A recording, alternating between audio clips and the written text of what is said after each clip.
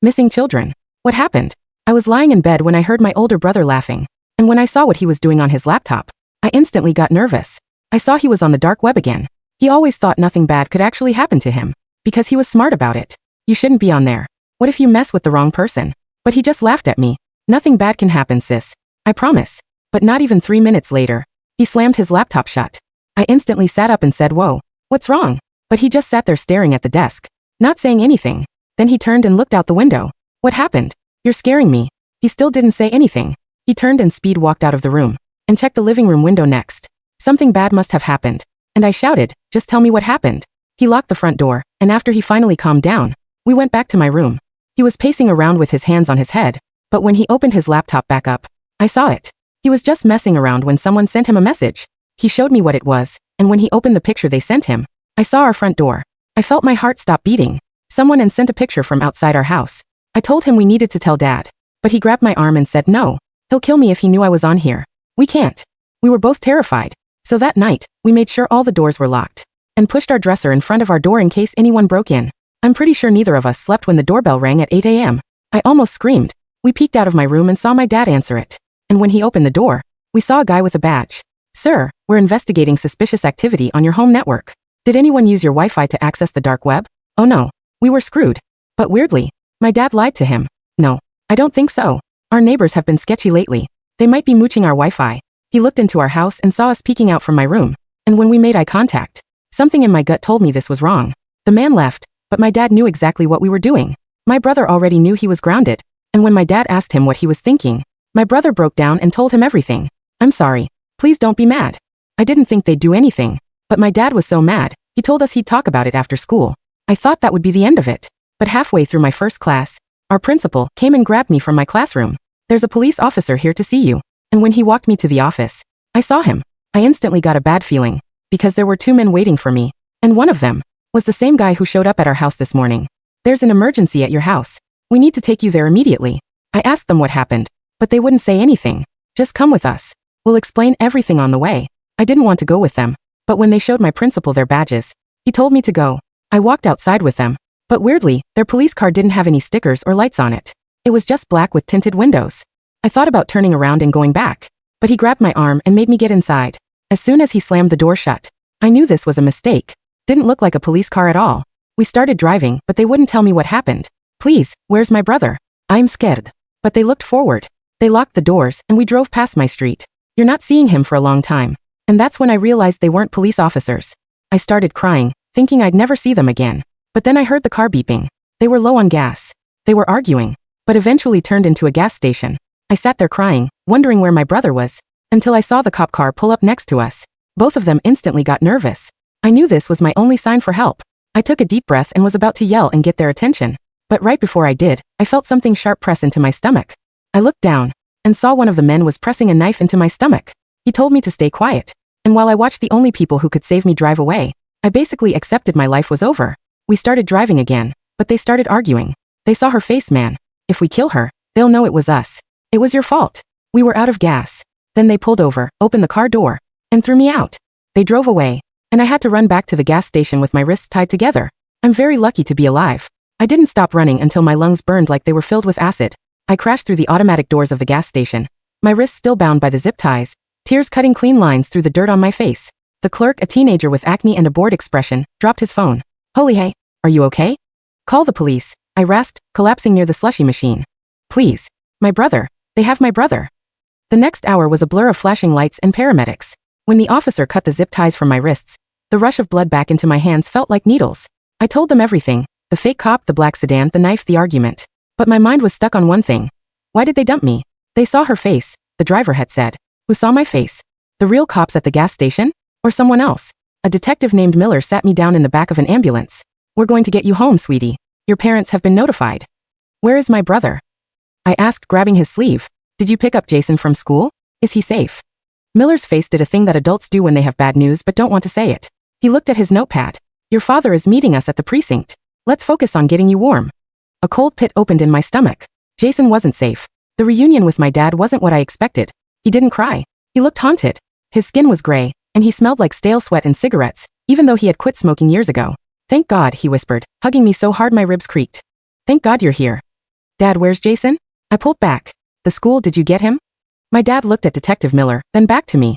Jason never made it to first period, Maya. The world tilted. The fake cops hadn't just come for me. They had coordinated a pickup. While 2 of them took me, others had taken Jason. Why? I screamed, my voice cracking.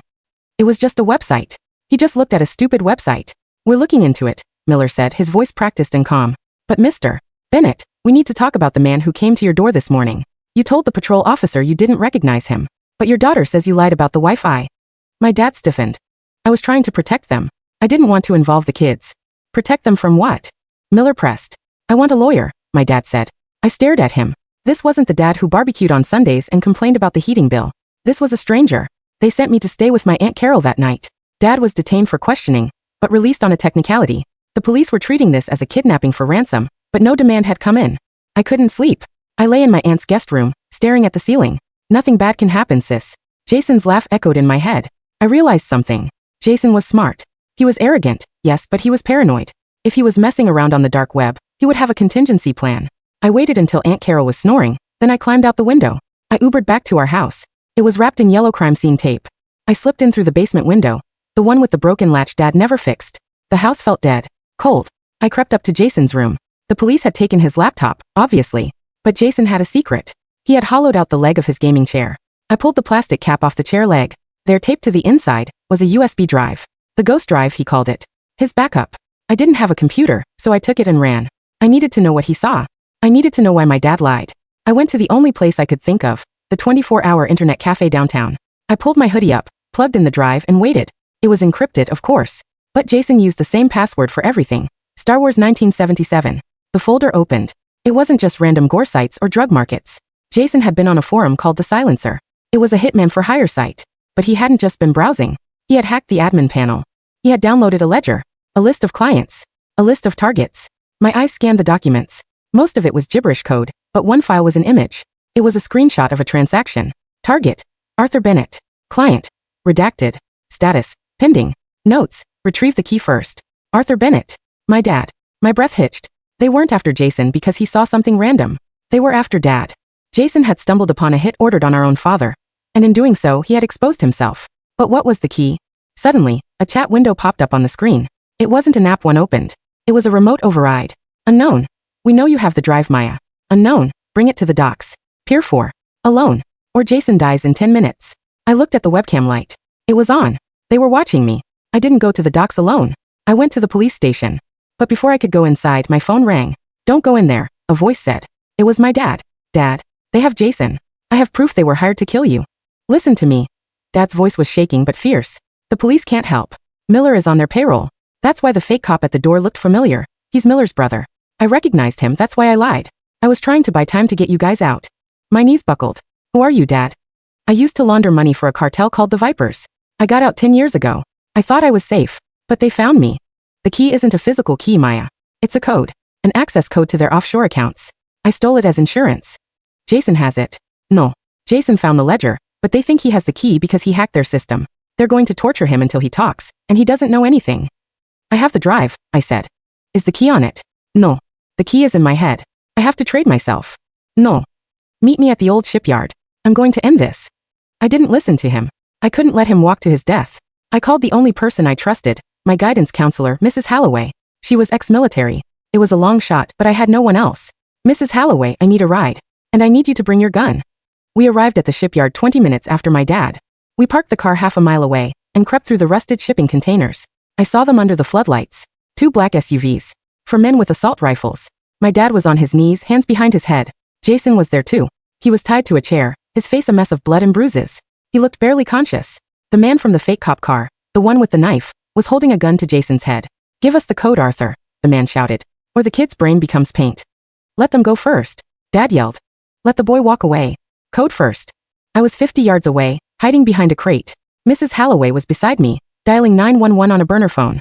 State police, she whispered. Not local. We bypassed Miller. But we didn't have time for state police.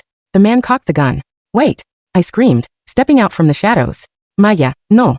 Dad roared. I held up the USB drive. I have the key. Jason didn't have it. He put it on this drive. The gunman turned to me. Jason lifted his head, his one good eye widening. He knew I was lying. There was no key on that drive. Bring it here, girl. the leader sneered. I walked forward. My legs felt like jelly. Let them go. I'll give you the drive. Maya, get out of here. Jason croaked. I got within 10 feet. The leader reached out. Now, Dad shouted. My dad lunged. Not at the leader, but at the man holding Jason. He tackled him, the gun going off into the air. Chaos erupted. Mrs. Holloway opened fire from the darkness, providing cover. The confusion gave me a split second.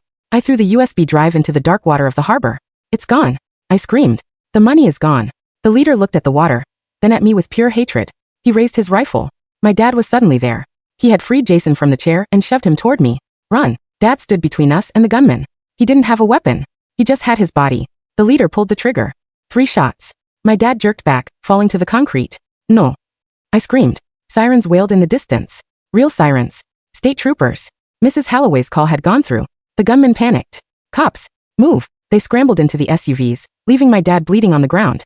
They sped off, tires screeching, just as the blue and red lights flooded the shipyard. I fell to my knees beside my dad.